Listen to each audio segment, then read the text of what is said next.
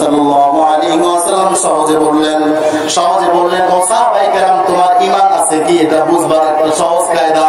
নেক আমল যখন তোমাকে উৎসাহ লাগবে, নেক আমল করতে যখন ভালো লাগবে, তখন বুঝবা তোমার ভিতরে ঈমান আছে। সুবহানাল্লাহ বলতে বললেন না? তাহলে বোঝা গেল নেক আমল যখন আমরা করব তখন বুঝতে পারবো ভিতরে ঈমান আছে। কথা বলেন ঠিক কি না? সম্মানিত বুঝি, তাহলে বোঝা গেল আমরা আল্লাহ তাআলাকে বন্ধু বানাবো, দুনিয়ার কাউকে বন্ধু বানাবো না। তবে হ্যাঁ, দুনিয়া তাদেরকে বন্ধু বানাবো যারা আল্লাহর পথে আছে, যারা মানুষকে আল্লাহর জন্য ডাকে। কথা বলেন ঠিক কি না? এই যুবক, তুমি আজকে এমন জনকে বন্ধু বানাইছো, আজকে নাকি তোমার সুপারস্টার, তোমার হিরো নাকি সাকিব খান।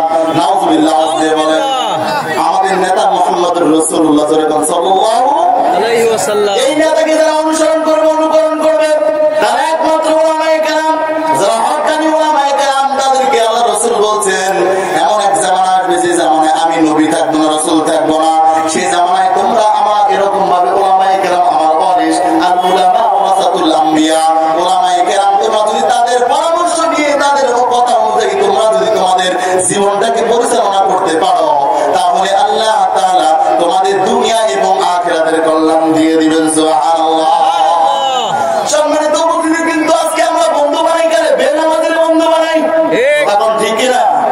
টাকা বানায় বন্ধু বানাই, কিন্তু আল্লাহ তাআলা টাকা দেখে না, আল্লাহ তাআলা বংশ দেখে না, আল্লাহ তাআলা শরীরের শক্তি দেখে না, আল্লাহ তাআলা চেহারা কামনা ফর্সা এটা দেখে না।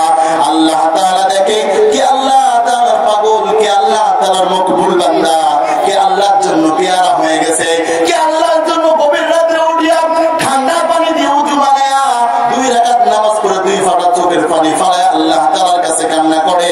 আল্লাহ তাআলা বলে, ফেরেশতা সাক্ষী থাকো, এই যে যারা গভীর রাতে উঠিয়া দুনিয়ার সমস্ত দোকানপাট বন্ধ হয়ে গেল, দুনিয়ার মানুষের ঘরগুলো বন্ধ হয়ে গেল, সবাই সব জায়গা থেকে ঘুমায় গেল, কিন্তু আমি আল্লাহ তাআলার তন্দ্রা নাই, আমি আল্লাহর ঘুম নাই, আমি আল্লাহ তাআলার কাছে চাইছে, ও ফেরেশতা সাক্ষী থাকো, এই যে নামাজ পড়ার বদৌলতে, চোখের পানি ফেলানোর বদৌলতে আমি আল্লাহ তাআলা তার মাফ করে দিয়ে দিলাম। সুবহানাল্লাহ জোরে বলেন।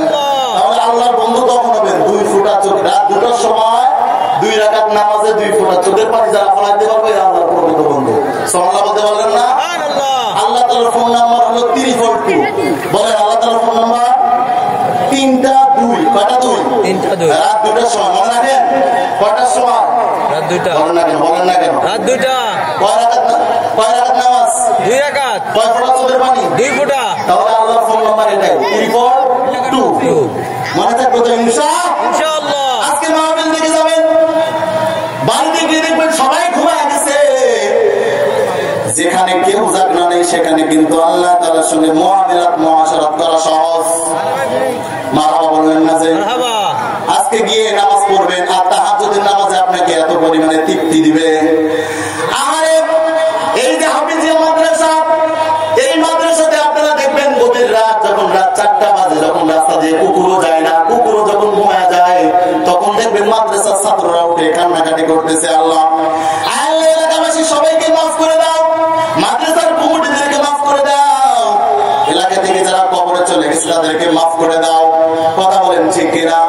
অথচ এই জন্য মুফাসসিরিন কেরামরা বলেন মাদ্রাসার ছাত্রদের এত দাম, হুজুরদের এত দাম, এরা কবরের পাশ দিয়ে যাইতে দেরি, কবরের আযাব 40 দিনের জন্য মাফ করতে দেরি হয় না। যারা সুবহানাল্লাহ মানে এরা ছাত্র বিরোধী। সুবহানাল্লাহ, মুখ বন্ধ করে সুবহানাল্লাহ, লিল্লাহি তাকবীর। সম্মানিত উপস্থিতি, তাহলে বোঝা গেল কেন এরা গভীর রাতে উঠিয়া তাহাজ্জুদের নামাজ পড়ার পরে কোরআনুল কারীম তেলাওয়াত করে আর ঝোঁকে, কোরআনুল কারীম তেলাওয়াত করে আর ঝোঁকে। আর মিয়া আপনার নাম তো সুদের খাতায়, আপনি তো মানুষের ঠগায়া জমি মাইরা খাইছেন, আপনি তো কত রকমের গুনার মধ্যে আছেন, আপনি জিনার গুনাহ করছেন, আপনি নানান গুনার মধ্যে লিপ্ত, অথচ মাদ্রাসার ছাত্র এগুলো নিয়ে তাদের কোনো টেনশন নাই। তাদের কথা কিভাবে ইবাদত বন্দেগি করে আল্লাহ তাআলার পাগল হওয়া যাবে, কিভাবে হাফেজে কোরআন হওয়া যাবে, কিভাবে আল্লাহ তাআলার প্রেমে মশগুল হওয়া যাবে, তাদের কিন্তু হারাম খাবারও খায় না। কথা বলেন না কেন? তার মানে বোঝা গেল মাদ্রাসার ছাত্ররাই নিষ্পাপ, কারণ এরা সুদও খায় না, এরা ঘুষও খায় না, এরা জিনাও করে না, এরা মারামারিও করে না। কথা বলেন ঠিক কিনা? বাংলাদেশের হাজার হাজার কোটি টাকা বিদেশে হাসছে, ভাই এরাই করেছে ঠিক। বাকিরা মনে হয় আমার আওয়াজ বোঝে না, আওয়াজ দিয়ে বলেন ঠিক কিনা। খারাপ লাগেনি? না। শেষ করে দিব? না, বলে চলবে ইনশাআল্লাহ চলবে। মানে তো বুঝতে তাহলে বোঝা গেল আল্লাহ রাব্বুল আলামিন এই মাদ্রাসার ছাত্রদেরকে দামি বানায়া দিলেন। ও দুনিয়ার মানুষেরা, মুসলমানেরা ভালো করে শুনেন, আপনি আপনার ছেলেটারে কেন হাফেজ বানাবেন না, কেন আলেম বানাবেন না? আপনি কি চান না আপনার জানাজার ইমামতিটা আপনার ছেলেটা করুক? আল্লাহ বলেন না যে আপনি কি চান না সবাই যেখানে হাঁটবে আপনার ছেলে কবরের পাশে দাঁড়িয়ে সুরাইয়াছে বাদ করবে আর দোকানে হাত তুলে তুলে কান্নাকাটি করবে? এই যে আমার বাবাও তো এখানে বসা, আমার দাদারাও বসা আছে এখানে, তাদের পরিজাত বলে যাচ্ছে আমার ছেলে আমার নাতি বস্ত্র কথা বলেন ঠিক কিনা?